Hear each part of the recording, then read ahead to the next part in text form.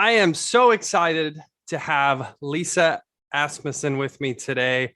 She is one of our Hire Heroes clients. We have one of our virtual assistants who is working with her to help her grow her agency. One thing that you guys know that I'm very passionate about at Hire Heroes is helping eliminate low revenue generating tasks or no revenue generating tasks that agents and business owners spend way too much time focused on. So I'm really excited to have Lisa jump on a call with me today and just kind of go through some of the different things that her virtual assistant, Mary, has potentially helped her with. I'd love to kind of, Lisa, to jump in here. I'd love to talk about maybe some like before and then like after, before you had a virtual assistant, some of the tasks maybe that you felt really bogged down with, to fast forward today, many months later, now that you have someone in place, what's something or maybe a couple things where you're like, man, this has been a lifesaver or, changed my schedule significantly? So initially, I was looking at trying to not spend as much time doing client service type tasks. And in addition to that, there were a lot of other administrative tasks that I knew someone could help me with, but as a one-person shop, I didn't have the option to use anybody else. So I was updating my CRM all on my own. Now Mary does all of the input for new clients. She updates the CRM when I write policies. She'll put in the new information regarding the policy that was written, the start date. Anytime we speak on the phone, we both add notes to the CRM, and the CRM keeps track. So she has a sign on and I have a sign on, so we can keep all of those details in there. That's a huge help. So just updating the CRM and keeping on top of that with me. In addition to that, then we created together, when she did start with me, a spreadsheet where I'm reconciling commissions. So she takes all of my commissions, and she puts them into the spreadsheet for all of the book of business. And if she sees a client that's dropped off that we don't have a commission for, we know right away to check on that and do a little research with that. Until Mary started working with me, I have to say I had not been very diligent in that aspect of the business. And since she's been working with me, she and I together have identified 2 clients that I've recovered commissions for because we did that auditing. So that's great. Awesome. And as she gets commission sheets recorded, she will know to fill in her day with doing some of that work. We call that our non-priority work. So taking care of the phone, every time my phone rings, I changed my personal cell phone to a VoIP system, which comes in over the internet. So now when my cell phone rings on that line, usually I would just let it go and Mary will answer it, or it'll go to voicemail. If I see that it's a client and I can tell if Mary's already on the other line, I certainly can choose to answer it, but it certainly frees me up to do whatever the tasks I'm doing and not be bothered if I'm in a client meeting, whether it's by phone or in person. She will take the message. We've been working on the phones. She's very good with phone skills. No issues there. I get a lot of compliments from my clients that talk to her on the phone about how professional she is and how. That's a quick question while you're bringing that, because one of the most frequently questions I get asked before someone hires a virtual assistant, especially since they know they're overseas. Yes. The accent, right? That's the number one. I just got off the phone with someone this morning, right? That was a big concern. Yes. So, you mentioned you're getting compliments with Mary handling phone calls. Has the accent come up at all? Has that ever been an issue with you utilizing the virtual assistant? For the most part, no. I do think that there are a few clients that have been resistant to Sure. communicate a lot with Mary. I don't know that it's because of the accent. I would say it's probably more because I was their primary contact up until Right. now. And so instead of saying, hey, Mary, I need a new such and such card or whatever, they'll say, well, you Right. have Lisa call me. So now Mary knows to say, you know, Lisa's booked up for today. She will return calls at the end of the day, but maybe there's something I can help you with. And if I can't help you, if you let me know, it might get you to your resolution sooner because I can let her know what you need help with and she'll be prepared when she calls you back. So those kind of things are helpful.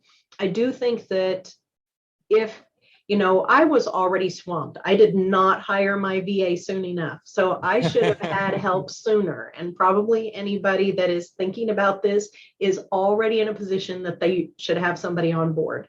Yes. So if you have the time or the skill and the tools to introduce your VA to your clients, I think that that's a great opportunity. I am working on a newsletter and hopefully will be able to put a little introduction in there and say to all of my book of business, if you've not met Mary, be prepared. Yeah. If you call, I have an assistant and she's great. And if you get a chance to talk to her, feel free to share any requests with her. We will work hard to continue to serve you the way you're used to. So if you can have an introduction, I think that's probably good for your book of business. I jumped in cold and it's gone fine. I will go to homes and when I talk to my clients, I'll tell them that when you call back with that information, feel free to give it to Mary or leave me a message if you don't get through.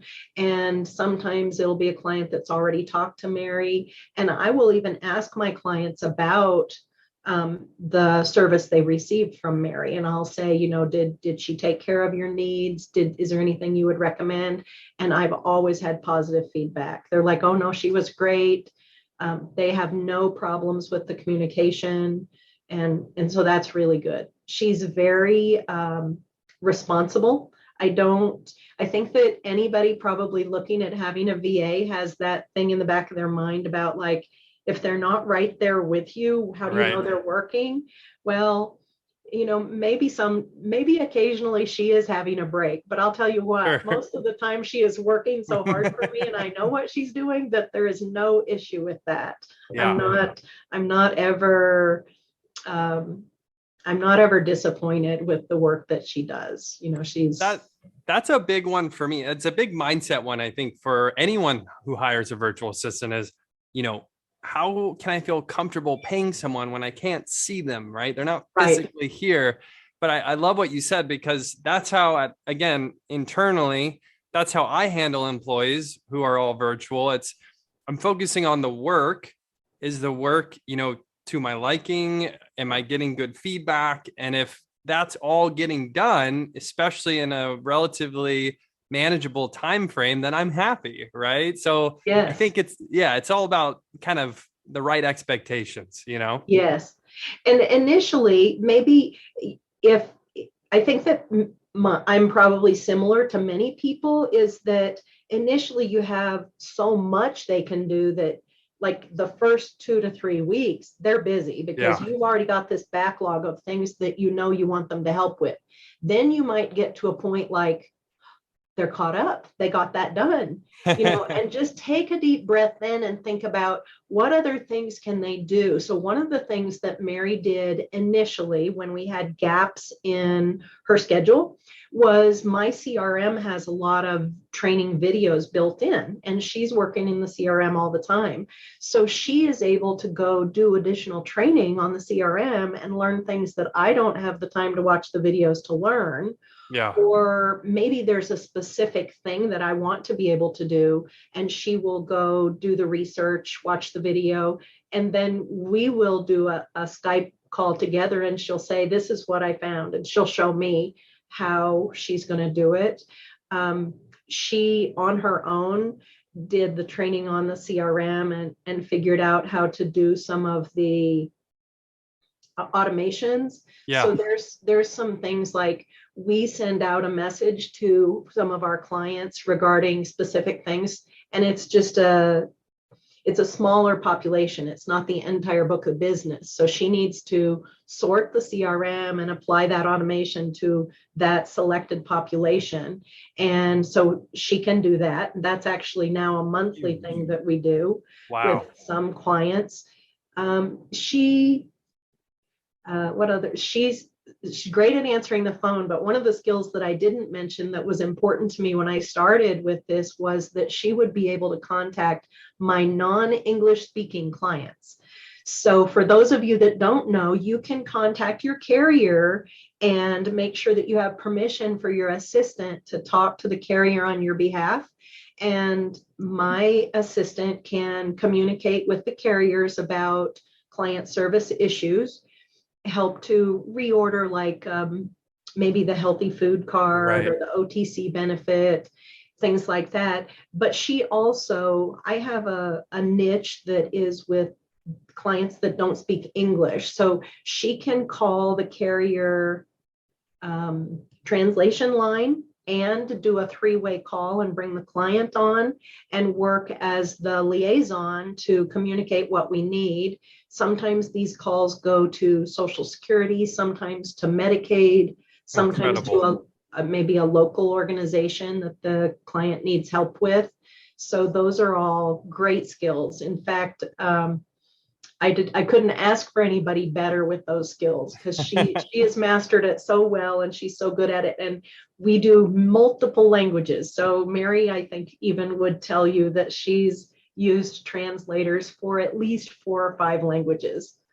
That's one of the big myths that I hear a lot of is, I can't have my assistant call any of the carriers or check on applications, but really, as long as it's not explaining benefits, right, or, writing applications, there's really a small framework around what a licensed agent can do and what an unlicensed assistant can help you do. So correct. I think that's a really big one that would probably help a lot of people, even with assistants, maybe they've already hired, right? Right. You can have that person call the carrier. She can't complete the application, but right. One thing that she can do is she can pre-fill the application for me. Yeah. So she's not actually, like right now, actually, the phone is ringing and Mary will answer it. You won't hear anything because she's, we don't have a voice channel open, but right. She'll talk to that phone and it's gone. She's answered it. So that's awesome. I lost my train of thought. So let's see. You were mentioning she can pre-fill the app. She can't submit. Yeah, she can't submit it, but she can pre-fill it for you. Yes. So when I do a new intake of a client, she will have the information. She'll put it in the CRM. And if that's a client that I have an upcoming appointment with, I'll ask her to go ahead and fill in the SOA. So the scope of appointment. Right. Once I've met with the client and maybe it's been a voice call and we know that we're going to have an in-person meeting when they sign the application, she can pre-fill some of the information in the application for me.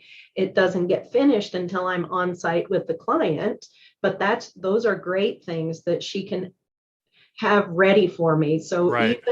I even call her when I'm driving between one client and another one and say, can you get an SOA ready for Glenn and put it in this carrier? And she can do that. We've had a little bit of problem, just so that I don't make this sound too easy. There are some carriers that are harder to get on board with letting the assistant use. Mm-hmm. And with the situation where she's in the Philippines and I'm here, we have to work a little bit with some of the websites so that she can have access, but it's not been difficult.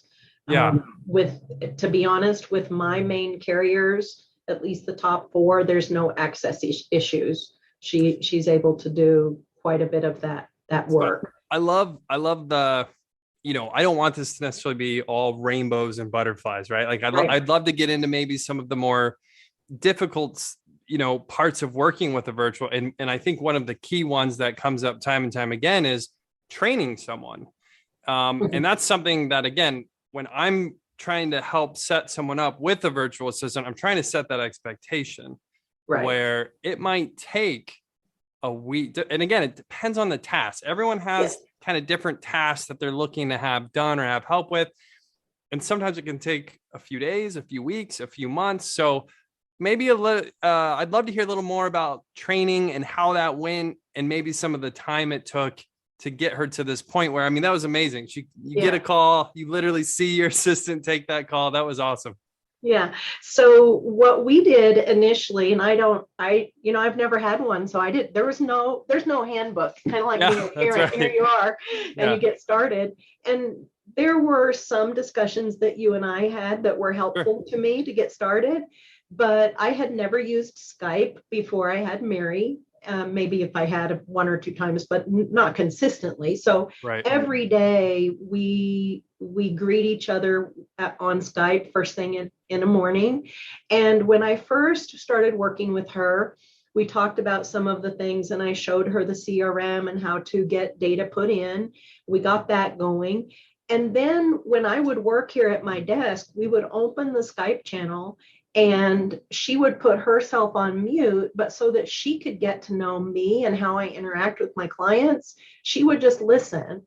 And then we would have like a little debrief after the call about, did you hear when he said this and what I asked?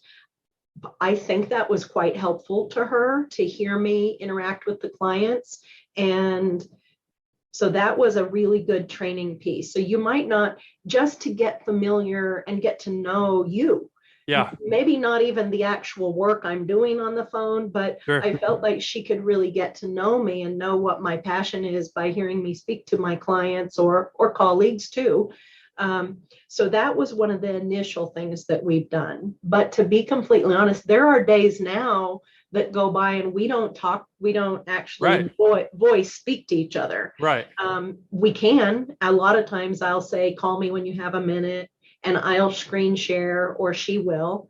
Oh, I remember one of the first things that I asked Glenn about when Mary started was, I said, we've got to get another screen. She's got to have dual screens, because I'm asking her to do these tasks that seem like they would be very cumbersome if she only has one laptop to work off of.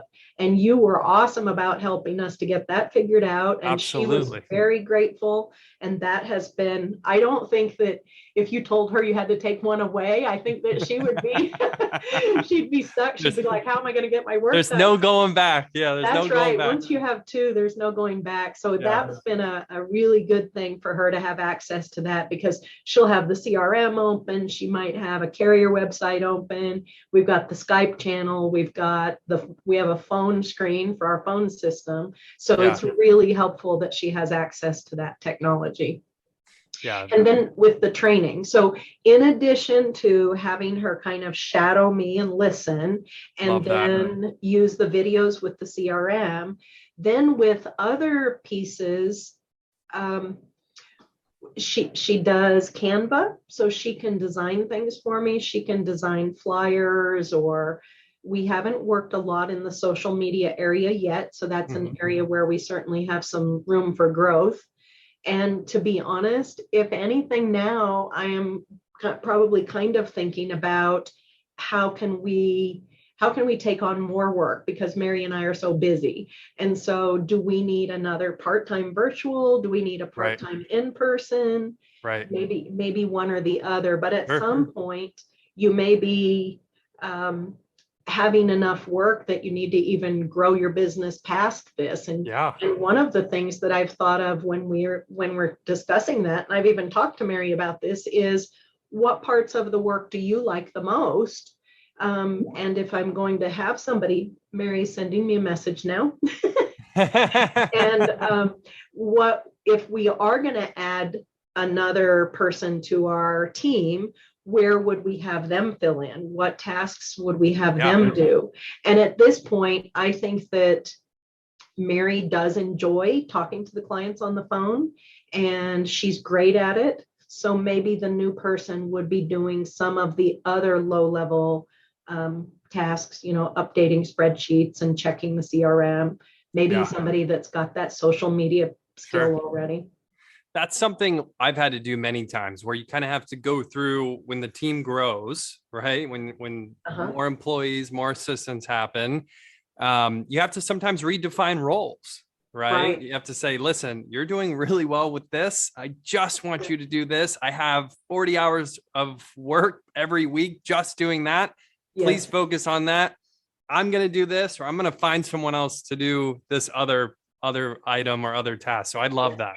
And when you find someone else to do that other task, Mary could help me train now. Yes. If I'm going to Yes. take tasks off her plate, there's no reason for me to take my time to train that person if we can carve out enough time in her schedule where she could do a little bit of that, showing the new person this is, Yeah. and I don't care whether that person is here or somewhere else. Right. She could help them to learn some of the things that she's doing. So that would be good. Absolutely.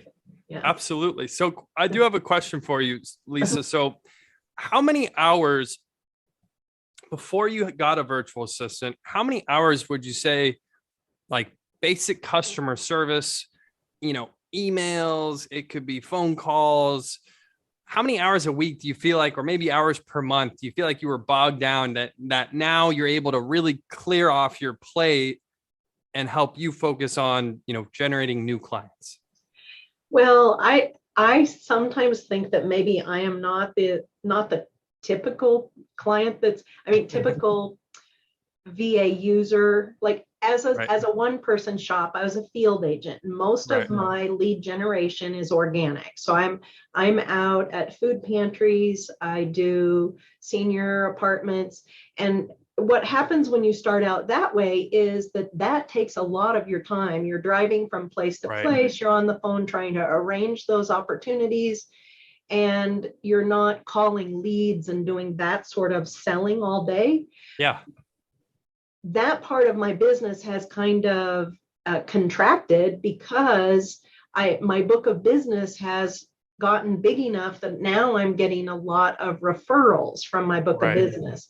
And I have to say, I'm an older person that's in the Medicare space, probably close to the typical Medicare agent age.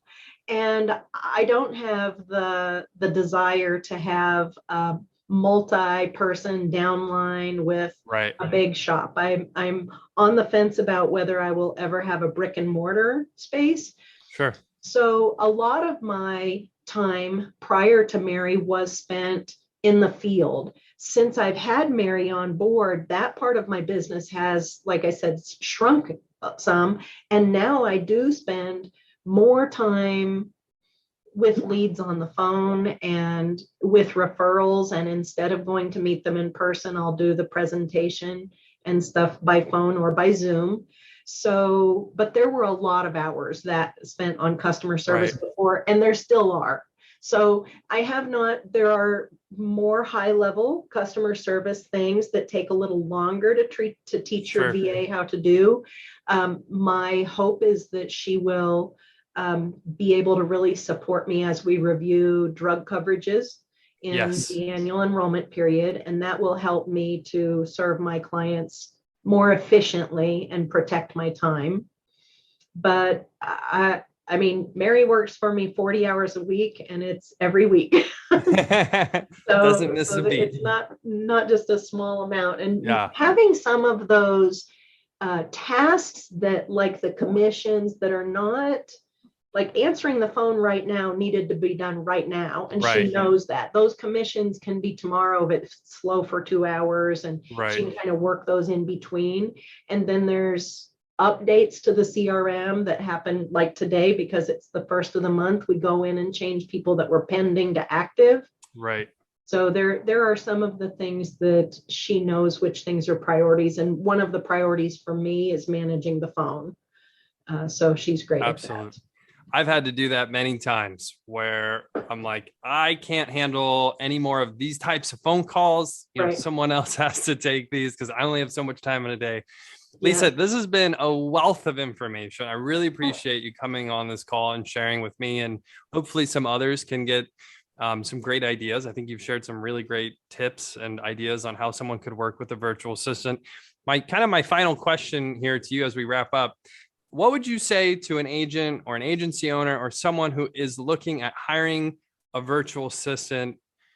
What would kind of be, if they were kind of on the fence, what would you say to them? I would say, I think that you won't know if it'll work for you until you try it, and that your model to allow me to try it really was, I mean, it didn't take me 2 weeks to decide that this was going to be a good fit.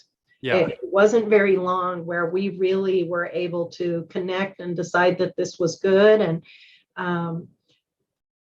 I think that if you're curious if it'll work, that you just need to give it a try. Maybe connect with some of us that have the assistance. I think that there are many, many more people that will benefit from them that haven't tried it, that have those same hesitations. Right. The two main ones being the accent and how do I know if they're working, if they're not there with me. And at this point, my mindset has changed because she is so valuable to my business that she feels a part of it. It's the culture, she likes that our clients are happy. We celebrate the successes together when we achieve getting some client service done or getting some enrollments that we weren't sure if they were going to go really well and smoothly. And we kind of celebrate that together. I think she is excited to see the growth that we've achieved too. So. Well, I also love to see the growth you're having, Lisa. I have a feeling you're going to have one of your best AEPs ever this year. So super excited. So happy to have you a part of the Hire Heroes family. Appreciate your time today, jumping on this call and sharing your thoughts and how things have been going. So you heard it from Lisa, you guys. If you're on the fence, try it out. See how it works for you. You can try it for free today at hireheroes.com. So again, thank you, Lisa. You're welcome. Have a good day, Glenn. Thanks.